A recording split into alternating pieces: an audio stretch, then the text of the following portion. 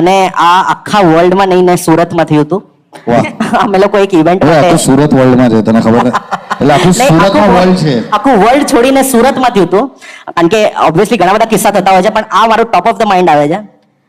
એક ભાઈએ બોલાવેલા ઇન્ડોર સ્ટેડિયમમાં એક પ્રોગ્રામ હતો અને અમારી એકચ્યુઅલી 5-6 જણની ટીમ ગયેલી અને અમે લોકો ગયેલા, ઇવેન્ટ કર્યું, બધું પતી ગયું અને અમે લોકો પાછા મુંબઈ તરફ વળતા હતા. નેક્સ્ટ ડે શૂટ હતું.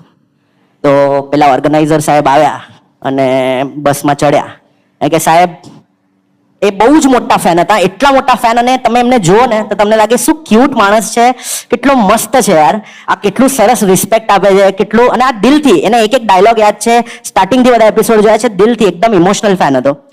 તો ઓર્ગેનાઇઝર હતો, બસમાં આવ્યા અને અમને લોકોએ કીધું બધાની જ માટે, અને રાતના આઈ થિંક 2:30 વાગી ગયેલા, બધાની જ માટે મારી લોન પર જલેબી, ફાફડા, ઢોકળા અને 36 કોર્સ મીલ રેડી છે, આપણે ત્યાં જવાનું છે. અને ઓબ્વિયસલી અમારે નેક્સ્ટ ડે શૂટ પર પહોંચવાનું હતું, તો અમે બધાએ કીધું ના ભાઈ અત્યારે તો 2:30 વાગે જલેબી ફાફડા નહીં ખવાય, તો વાંધો નહીં, આપણે નેક્સ્ટ ટાઈમ આવશું. તો કે નહીં, નેક્સ્ટ ટાઈમ નહીં, અત્યારે જ. અને આવી રીતે જ હસીને બોલે, નેક્સ્ટ ટાઈમ નહીં, અત્યારે જ. તો એ હસીને પાછા શું બોલે ખબર છે? જઈને તો દેખાડો સાહેબ. તો એટલે અમે કીધું જઈને દેખાડો એટલે? તો કે જઈને તો દેખાડો સાહેબ, બંદૂક રાખી.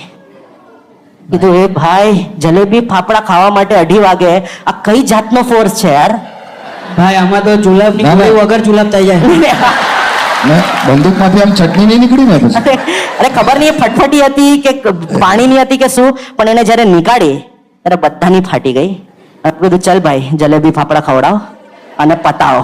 તો પાછો, અરે વાહ, હું બહુ ખુશ થઈ જઈશ યાર, આવો આવો, તમને બહુ મજા આવશે. અને પછી એટલી સારી હોસ્પિટાલિટી, એણે અમારી માટે ગાડીઓ મોકલાવી સુરતથી મુંબઈ માટે, અને એકદમ સારી ટ્રીટમેન્ટ, પણ હતો ખતરનાક માણસ ભાઈ. ભાઈ આ તો એમને પેલું કર્યું, પ્રોબ્લેમ હે અંદર સોલ્યુશન હે.